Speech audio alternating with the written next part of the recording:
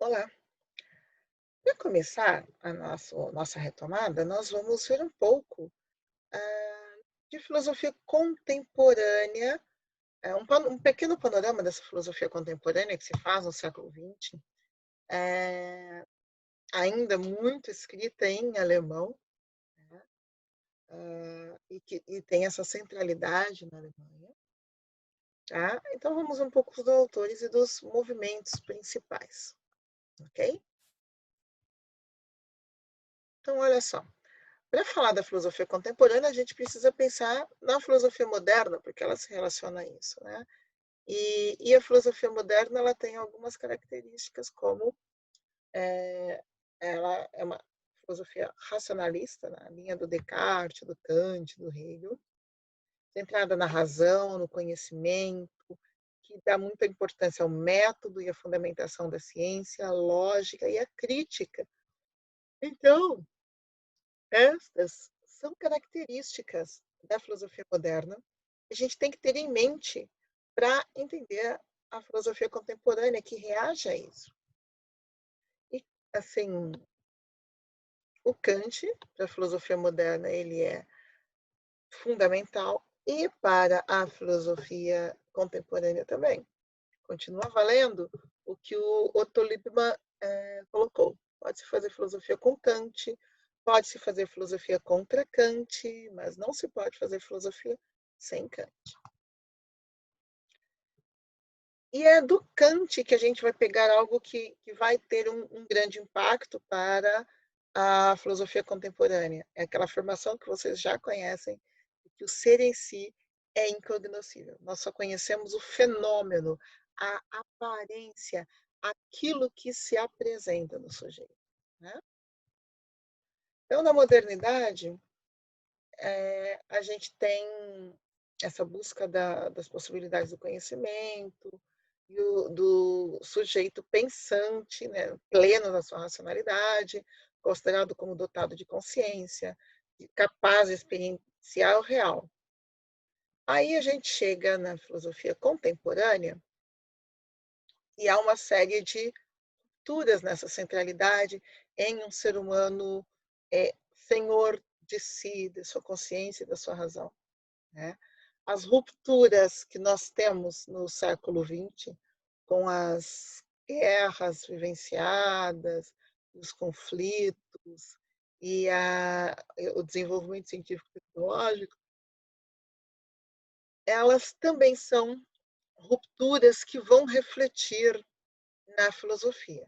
Então, a gente tem aqui uma ruptura com aquele heliocentrismo de Copérnico, com a revolução darwiniana. O heliocentrismo já representava, né, uma ruptura. A revolução darwiniana, quando Darwin coloca, olha, o ser humano está inserido numa cadeia dos demais seres vivos, uma cadeia evolutiva, isso é uma ruptura. E a revolução freudiana, que nos coloca como não sendo senhores plenos da nossa razão, mas dotados de um poderoso inconsciente. Bom, isso leva, essas rupturas todas trazem crise, né? A crise da modernidade. É um questionamento dessa subjetividade. Ah, e a gente tem alguns autores da modernidade que vão trabalhar nisso. Então, o Hegel apontou a formação histórica da consciência, e isto traz a questão da objetividade da consciência e o questionamento da subjetividade. O Marx, que questionou esses pressupostos idealistas, né? E ele propõe uma filosofia materialista. O Nietzsche questionou tudo, fez a filosofia do martelo, ele questionou a própria racionalidade, e ele se propõe a destruir esse edifício. Nós temos Schopenhauer e Kierkegaard, que são autores do romantismo e pessimismo. O romantismo e o pessimismo em Schopenhauer e Kierkegaard. Kierkegaard é dinamarquês, esse não é alemão. E nós temos as teorias da linguagem também, que aparecem aqui nessa crise da modernidade, que vem como uma reação valorizando a linguagem e a lógica, como Leibniz, que é a lógica matemática. Bom, hum, nessa esteira, o que a gente tem na filosofia contemporânea? Nós temos a fenomenologia existencialista, pós-modernidade, a escola de Frankfurt, que eu vou destacar. Falaremos depois de cada uma delas, né? Temos a linha do questionamento de subjetividade, com Hegel, que a gente viu, que é uma linha da leitura de Hegel, de Marx e de Nietzsche. As teorias da linguagem, nós vamos ter na Alemanha, elas são muito abundantes no século XX, elas geram um resultado muito bom, né? Tem desdobramentos também continentais e desdobramentos nas áreas de neurologia, neurociências, antropologia, computação, matemática, tem toda uma linguística, né? Um entrelaçamento a partir das teorias da linguagem. Tá? Então, na Alemanha, a gente tem a filosofia analítica da linguagem, né? Inspirada em Leibniz, que é um matemático e um lógico, e a gente tem aqui o Frege e o Wittgenstein, na Alemanha, trabalhando com teorias analíticas da linguagem. Também temos a filosofia das formas simbólicas, com Ernst Cassirer, tá? Que interpreta a cultura e o conhecimento por processos de simbolização historicamente desenvolvidos. Então, um pouco difere bastante dessa lógica matemática da filosofia analítica. E a tradição hermenêutica de Schleiermacher, que é também teólogo, e Gadamer. Interpretação como aquela forma que é originária da relação com o real. Por quê? Porque se eu não conheço o ser em si, o que eu tenho é uma interpretação daquilo que ele é.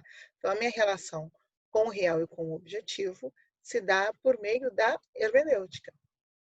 Na Áustria, também de fala alemã, nós temos o positivismo lógico, uma escola muito importante, uma escola filosófica, né, que vai buscar fundamentar as teorias científicas e a lógica.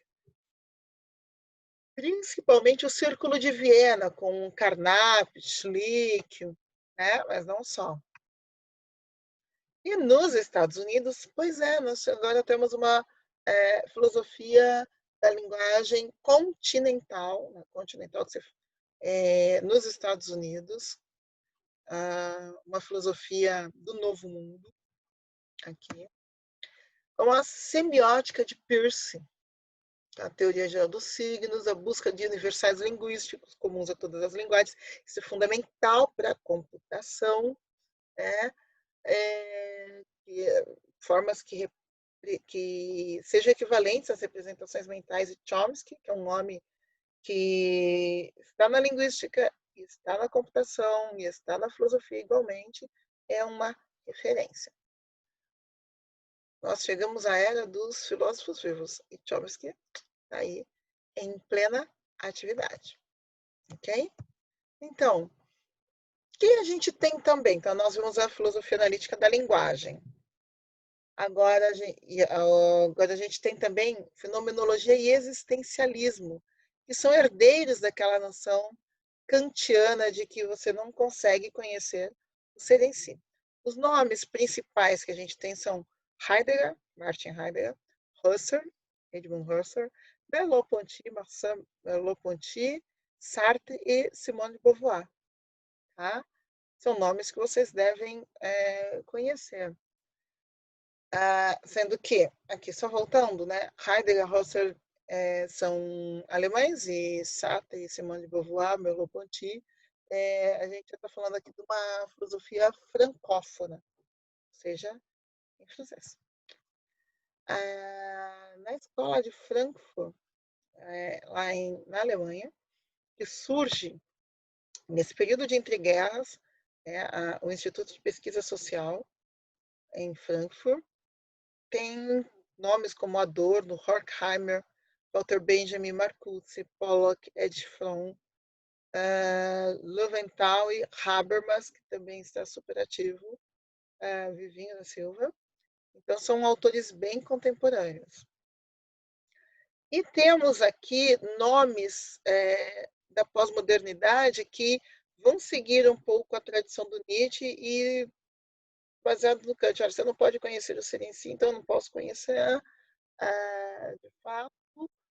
E questionando essa centralidade da razão como uma influência bem grande de Freud, Marx, Nietzsche, a gente tem, por exemplo, Derrida e Foucault, na França. Essa é uma filosofia bem francófona, né? Então, eles vão questionar toda esta centralidade e vão produzir uma peça muito importante de questionamentos da forma como conhecemos e vivemos no século XX e XXI. São obras bem contemporâneas. Ok? É isso, então. Obrigada e até a próxima.